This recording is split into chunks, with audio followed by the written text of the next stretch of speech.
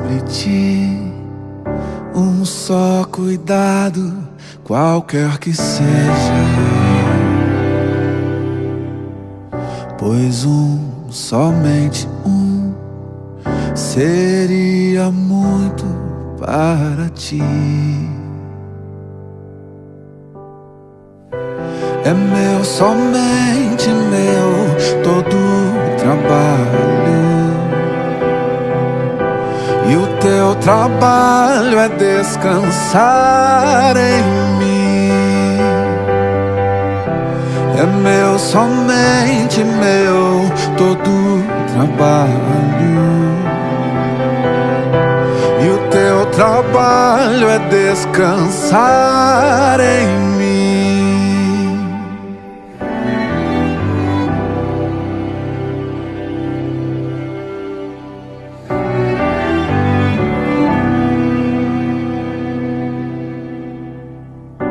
Não temas quando, enfim, tiveres que tomar decisão. Entrega tudo a mim, confia de todo o coração. É meu, somente meu, todo o trabalho, e o teu trabalho é descansar em mim. É meu, somente meu, todo o trabalho, e o teu trabalho é descansar em mim.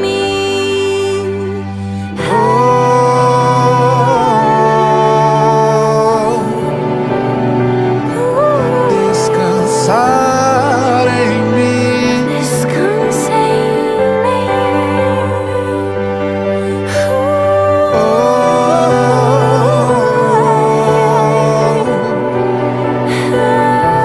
Descansar em mim.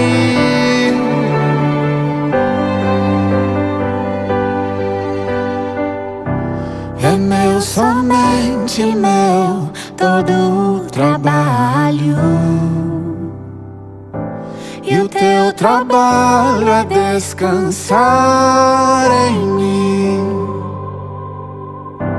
É meu, somente meu, todo o trabalho, e o teu trabalho é descansar em mim. Graças a Deus, graças a Deus.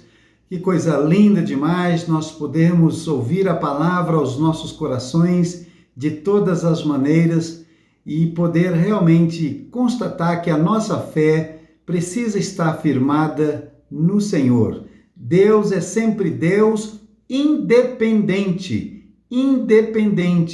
do nosso olhar, independente das circunstâncias. Deus é sempre Deus, e isso é a nossa confiança, essa é a nossa segurança, essa é a nossa fé. Nós estamos na nossa Escola Bíblica do Discípulo. Hoje estamos mais uma vez reunidos para estudar sobre fé, a nossa 8ª lição, e hoje estudaremos sobre o seguinte título: A fé vê a resposta. Em nossas lições anteriores, nós ficamos sabendo que a fé não é algo que possuímos, mas algo que fazemos. Já vimos que a fé não é esperar pela resposta no futuro. A fé é crer que temos a resposta agora. Os olhos da fé veem a resposta como algo que já aconteceu. Provérbios capítulo 4, versículo 20 ao versículo 22 diz o seguinte: Filho meu, atenta para as minhas palavras, inclina os teus ouvidos às minhas instruções, não se apartem delas de diante dos teus olhos, guarda-as dentro do seu coração, porque são vida para os que as encontram e saúde para todo o seu corpo. Note o que as Escrituras dizem: não os deixes. Está falando sobre as palavras, não é? Ou não deixe as palavras do Senhor apartar-se dos seus olhos. Muitas pessoas fracassam porque se veem fracassadas. Se estão doentes, pensam que estão morrendo. Pelo contrário, precisamos clamar por cura, porque a palavra de Deus diz: Jesus mesmo tomou as nossas enfermidades e carregou as nossas doenças. Mateus capítulo 8, versículo 17. Se a palavra não se apartar dos nossos olhos, forçosamente nós veremos com saúde a nós mesmos. Se, porém, não nos vermos com a vitória, aquela palavra apartou-se de nós. E embora Deus queira fazer da saúde uma realidade em nossa vida, Ele não pode, porque não estamos agindo à altura da sua palavra. Note também no versículo 22, porque são vida para quem as encontras. Está falando do quê? As palavras. Porque as minhas palavras são vida para quem as encontra e saúde para o seu corpo. A palavra hebraica para saúde também é a palavra para remédio. Em outras palavras, minhas palavras são remédio para o seu corpo. A palavra tem um poder curador. A palavra tem um poder restaurador. Os 2 primeiros versículos desse texto nos oferecem as instruções para tomar esse remédio. O que eles vão dizer? Bom, eu sei que existem as chamadas doenças psicossomáticas. São aquelas relacionadas às emoções, sentimentos e pensamentos. A palavra psicossomática é formada pela junção de 2 palavras gregas, psique, que significa alma ou mente, não é? Nós já estudamos aqui a divisão do corpo, e soma, que quer dizer corpo. Então, quando você apresenta algum desequilíbrio no seu estado emocional, de sentimentos e pensamentos, independente da origem ou do tipo de trauma ocorrido, e esse acúmulo de fatores interfere causando dores e problemas físicos, nós chamamos de doenças psicossomáticas. Olha o que diz Salmo capítulo 1, versículo 1 e 2. Como é feliz aquele que não segue o conselho dos ímpios, não imita a conduta dos pecadores, nem se assenta na roda dos zombadores. Ao contrário, sua satisfação está na lei do Senhor, e nessa lei está dizendo do quê? Da palavra, que é o remédio. E nessa lei medita dia e noite. Então, aqui está muito simples. Se nós não nos apartarmos da palavra e nela meditarmos, nós seremos curados mental e fisicamente. Olha que coisa maravilhosa!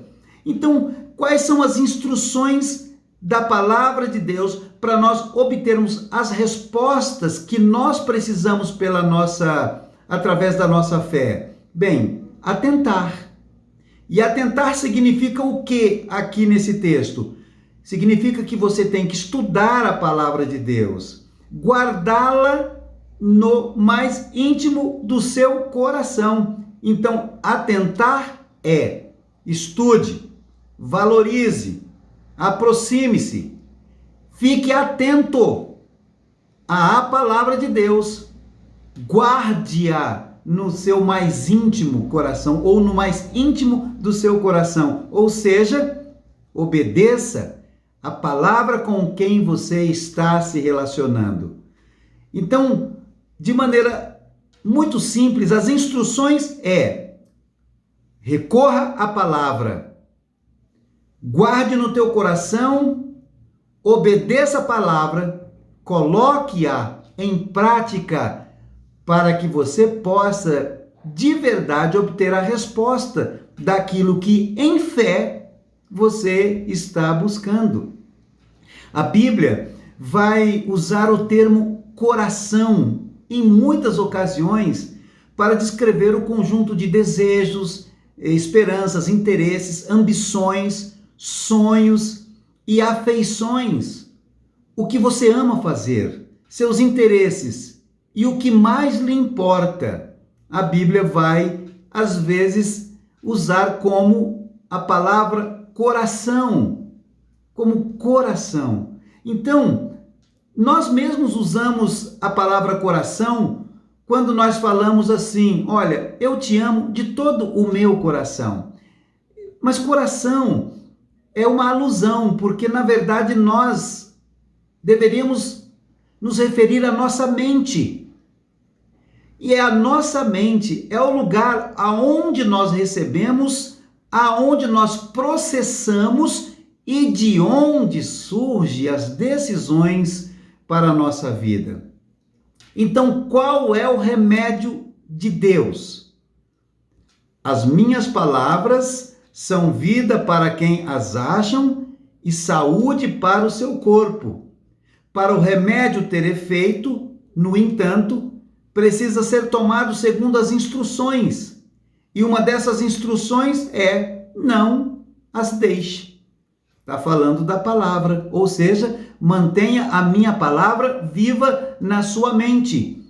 E na sua mente, muitas vezes é tomada ou mencionada como o coração, onde estão as sedes das suas emoções. Não é o motor das suas decisões e das suas sensações. Não as deixe. Está falando da palavra. Não se aparte dos teus olhos. Assim, devemos continuar olhando para aquilo que a palavra diz. A Bíblia diz que nós prestamos um culto racional ao Senhor. É a capacidade de entender a dinâmica da vida, trabalhar com as nossas emoções e aí, na sede das nossas emoções, na nossa mente, na nossa alma, tomar decisões de fé, para que a gente obtenha a resposta. Um número muito grande de pessoas fica orando.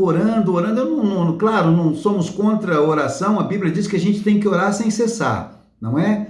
Mas tem gente que ora o tempo todo, mas não se depara com a resposta. Apenas vem tudo ficando pior. Continuam olhando para as coisas erradas, para os sintomas, para as condições, para eles mesmos, de modo que andam na incredulidade e destroem os efeitos das suas orações. Porque a resposta de Deus para a necessidade demanda fé e não vista. Então você não pode olhar as circunstâncias.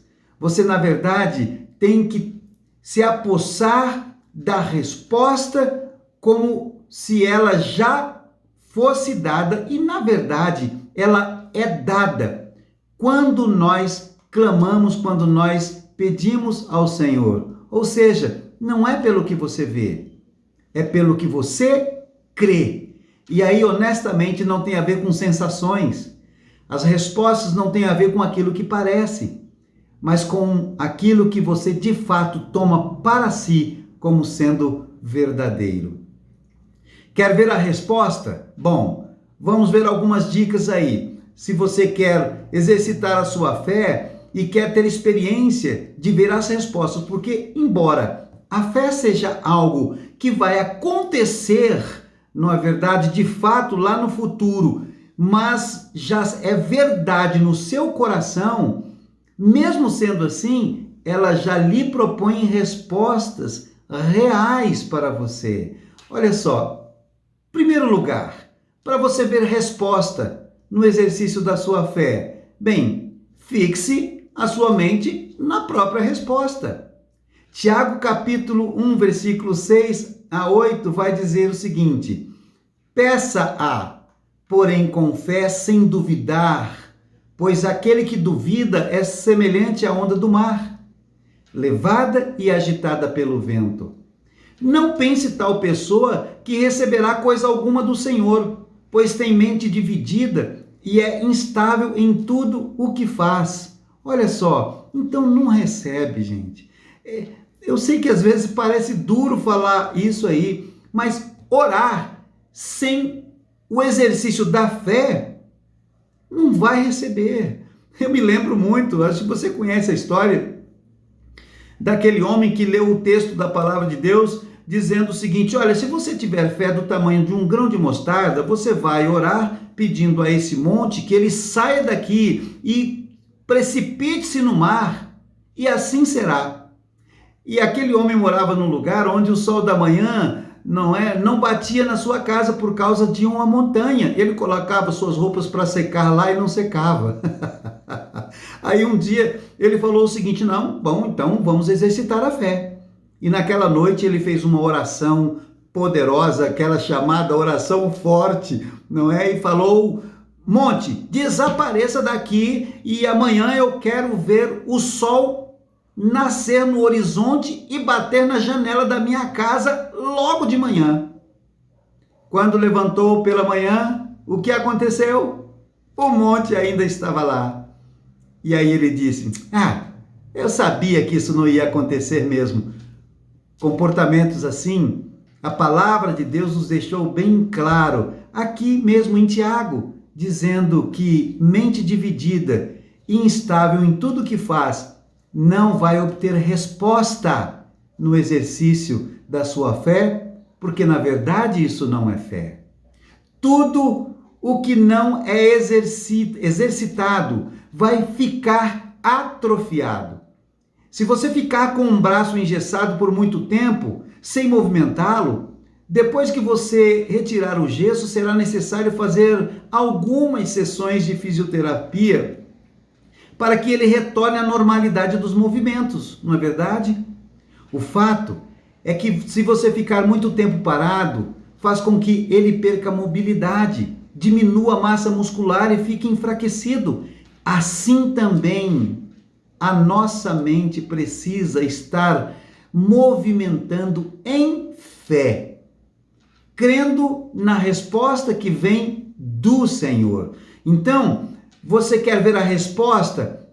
Creia na resposta. Simples assim. Em segundo lugar, enxergue-se como quem já recebeu. 1 Samuel, capítulo 1, versículo 17 e 18, diz assim: Eli respondeu: vá em paz, e que o Senhor de Israel lhe conceda o que você pediu.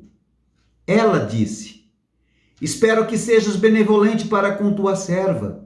Então ela seguiu seu caminho, comeu e o seu rosto já não estava mais abatido. Está falando, sabe de quem? De Ana. Ana estava orando por um filho no templo e ela estava tão angustiada que o seu semblante estava deformado. Essa é a verdade. Sabe por que eu digo? Porque quando o sacerdote Eli viu Ana orando e ela estava só mexendo os lábios, com aquele semblante, vocês não vão acreditar. Talvez, não sei se você conhece essa história, mas sabe o que Eli falou para Ana? Ô Ana, que é isso? Que cachaça é essa? Você tá bêbada? Você bebeu, foi?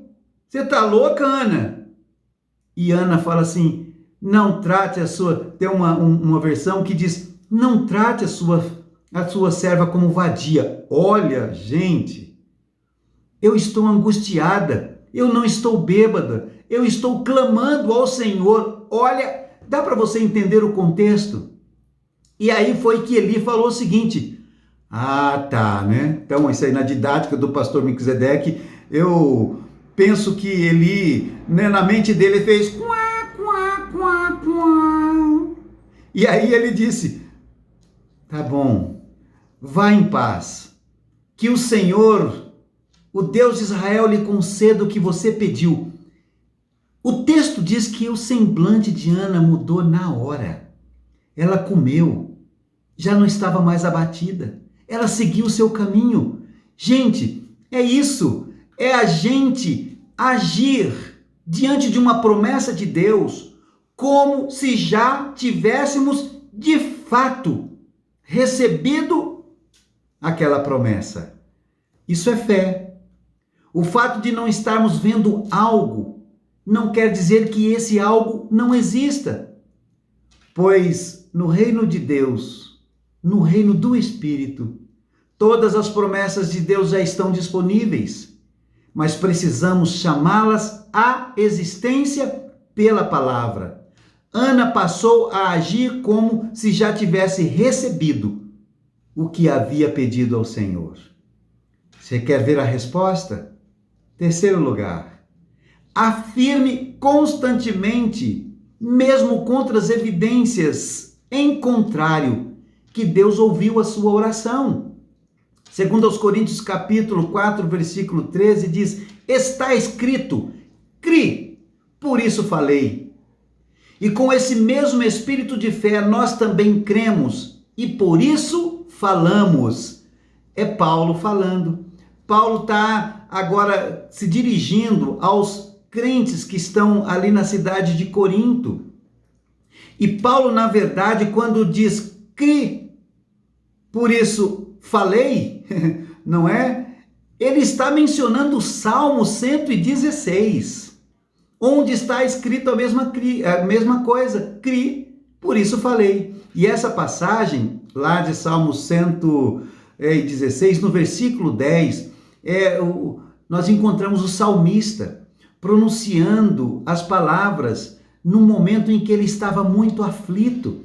Basta você ler o Salmo 116, especialmente ali no versículo 3 e no versículo 116, 3 e o versículo 6, o versículo 8, você vai ver que em sua aflição, ele falou com Deus, ele falou de sua confiança nele, ele proclamou a sua confiança no Senhor, e o fato de ele ter falado dessa maneira foi o resultado da sua fé em Deus.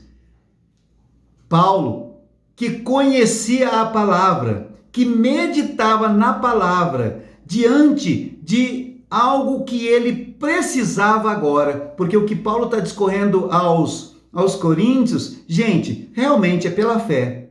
Por isso ele está dizendo, crie. Então, se eu creio, eu estou falando, e já é uma verdade para mim. Depois você dê uma olhadinha no contexto de 2 aos Coríntios, capítulo 4, versículo 13, para você entender por que em alguns momentos, diante do conhecimento e reflexão da palavra de Deus, eu e você precisamos exercer a nossa fé dizendo, eu creio. E porque creio, falo. Ponto.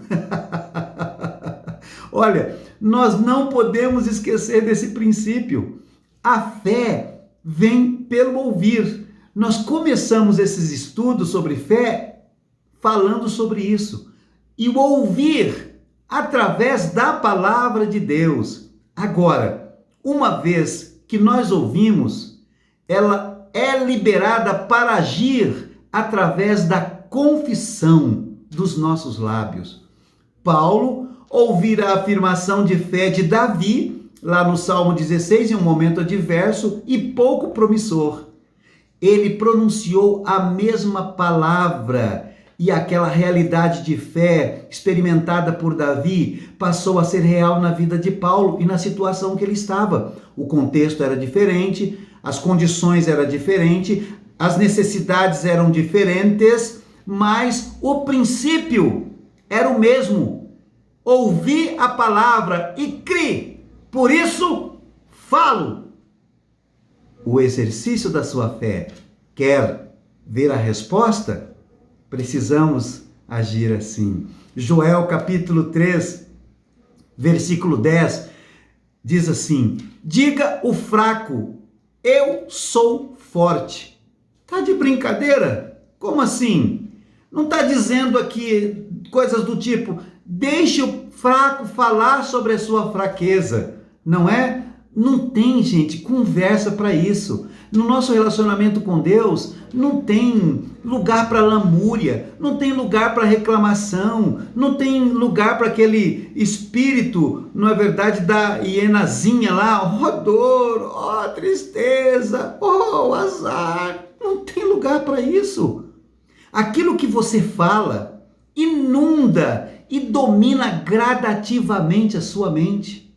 Quando alguém diz, seja para si mesmo, para Deus ou para outros, que é fraco, está demonstrando que não há fé agindo em sua vida. Por outro lado, quando você se sente fraco e afirma que é forte, não se trata de você negar a realidade, mas sim de criar uma realidade nova pela fé, baseando-se na certeza de que o poder do Senhor que age em nós é maior do que as nossas fraquezas. Isso é fé, minha gente. E este poder divino nos aperfeiçoa constantemente. Uau, que coisa linda! Como o próprio Deus já disse em 2 Coríntios capítulo 12, versículo 9, o meu poder se aperfeiçoa, sabe aonde? Na fraqueza. Por isso que quando eu estou fraco, a palavra de Deus diz, não diga que você é fraco. Diga o fraco, eu sou forte. Mesmo contra as evidências em contrário. Quer ver a resposta de Deus? Quer ver o exercício da sua fé tendo resposta? Aceite o fato de que você já é vencedor em Jesus Cristo. O seu relatório deve ser, Deus está restaurando, ou Deus já restaurou a minha saúde, Deus restaurou o meu casamento, Deus restaurou as minhas finanças, a minha família está protegida e cuidada diante de Deus, Ele é fiel e vai cumprir o que prometeu. Muitas vezes, contra as evidências. Uau! Uau! Oh, meu Deus, isso é fé! Isso é fé, minha gente! E você sabia que Deus já deu esse negócio pra gente? Às vezes nós vivemos uma caricatura de vida por aí, que olha, é triste de se ver. Oh, meu Deus! Por isso que, como aprendemos a semana passada, né, de vez em quando a gente tem que dizer assim para o Senhor, Senhor, eu acredito, é verdade, eu acredito, mas aumenta a minha fé. Aí a gente entende, na verdade, os discípulos do Senhor e aquele homem clamando ao Senhor, não é para que o Senhor interferisse na sua vida, restaurasse o equilíbrio da sua família, curasse o seu filho. Eu acredito, Senhor, mas acrescenta a minha fé, porque quando a nossa fé está equilibrada, minha gente, nós vivemos de maneira mais tranquila, nós vivemos de maneira mais vitoriosa e nós conseguimos obter a resposta, mesmo que ela ainda vai acontecer, porque aqui no nosso coração já é. Uau, que coisa linda! Olha, se você quer ver a resposta, nós, portanto, como acabei de dizer, nós precisamos crer antes de receber. O crer, gente, vem antes do receber. Lembra, nós já estudamos sobre isso. A ciência fala, eu vejo, então creio. A fé diz, eu creio, então vejo. Moisés precisou crer que o mar iria se abrir e disse isso ao povo em Êxodo capítulo 14, versículo 13. Diz assim a palavra de Deus, Moisés respondeu ao povo, não tenham medo, fiquem firmes e vejam, olha só, e vejam o livramento que o Senhor lhes trará hoje, porque vocês nunca mais verão os egípcios que hoje vêm. Gente, vocês conhecem a história, montanha dos dois lados, o Egito fungando no cangote do povo de Deus e o mar pela frente. E Moisés falou assim, creiam, essa cena acabou. Não tinha acabado nada, ele não tinha pisado na água ainda. Creiam, não tenham medo, fiquem firmes, vejam o livramento do Senhor. Você se lembra da mulher do fluxo de sangue? Não é verdade? Que ela procurou Jesus Cristo e ela falou assim: olha, se eu apenas tocar no seu manto, serei curada. Isso é fé. Elias creu na chuva. Nós conhecemos essa história tão contada lá em Reis, capítulo 18, versículo 43 e 45, não é? Elias dizendo para o seu moço: vá e olhe na direção do mar. E ele foi e olhou. Não há nada lá, disse o moço. 7 vezes Elias mandou: volte para ver. Na 7ª vez, o servo disse: uma nuvem tão pequena quanto a mão de um homem está se levantando do mar. Então Elias disse: vá voando, vá correndo, vá dizer a Acabe: prepare-se o seu carro e desça, antes que a chuva o impeça. Enquanto isso, nuvens escuras apareceram no céu e começou a ventar e a chover forte, e Acabe partiu de carro para Jezreel. Seria muito simples se essa situação não tivesse acontecido depois de 3 anos de seca. 3 anos de seca. Aliás, Elias orou para não chover. E depois orou para chover. Como a fé, olha gente, como a fé é fantástica. Às vezes é o poder de Deus, é Deus que vai agir, é Deus que vai fazer. Precisa de um comando nosso.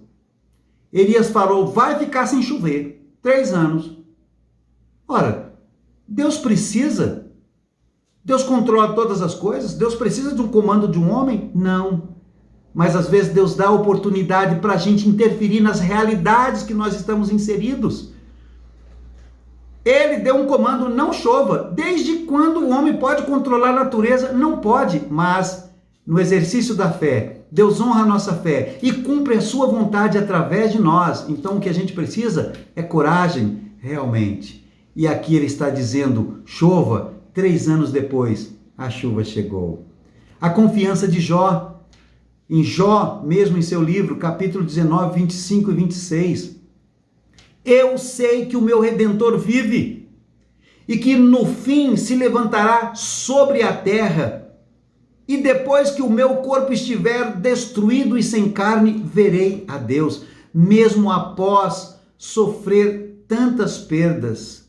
Jó tinha fé, uma fé capaz de declarar: eu ainda verei em vida.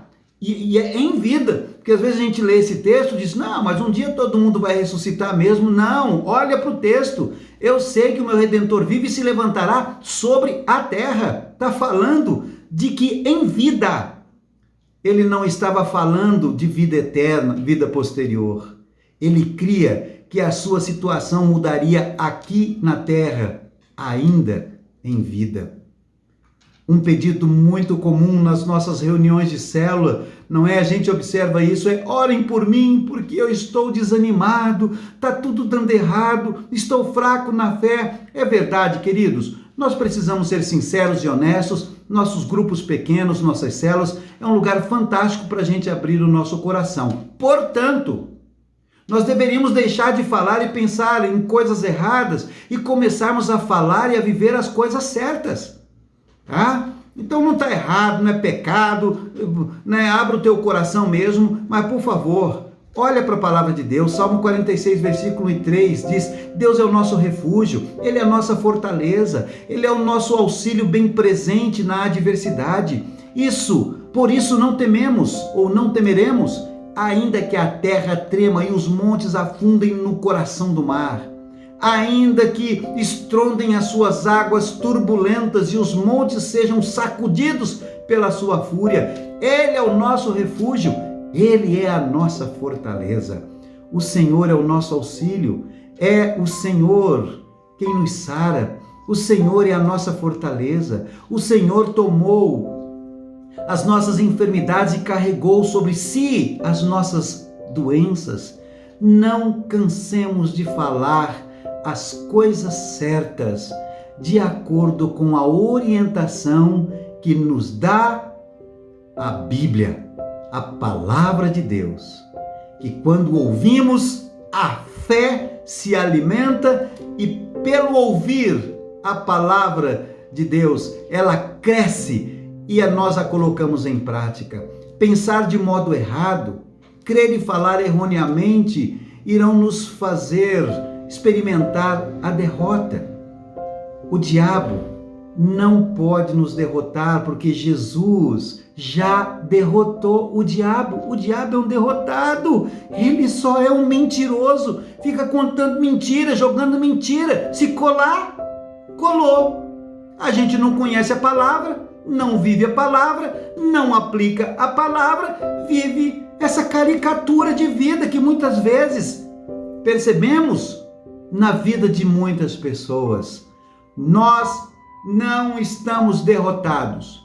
Sobre tudo e sobre todos nós somos mais do que vencedores, nos diz a palavra. Então, queridão, querida, para terminar, a partir de agora, pense bem antes de desperdiçar palavras sobre as suas fraquezas ou impossibilidades. Comece a moldar a sua vida pela palavra que você guarda, pela palavra que você medita. Fale pela fé daquilo que você é, aquilo que você faz, pode, tem, e veja quão grandes mudanças acontecerão na sua vida. Inclusive, as respostas do Senhor te alcançarão quando, contra todas as possibilidades, contra todas as evidências, você clamar ao Senhor e com fé crer, você terá no seu coração as respostas, porque fé não é um pulo no escuro para você ver no que vai dar depois. Não, fé é a firme confiança das coisas que nós ainda não vemos, mas temos convicção plena no nosso coração, por conta do toque do Espírito e a resposta de Deus, que elas já são reais.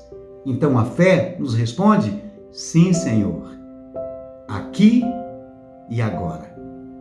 Que eu e você possamos viver a verdade da fé e a resposta maravilhosa que ela nos concede diante da vida, diante de tudo aquilo que nós precisamos crer de verdade para viver confiantemente no Senhor.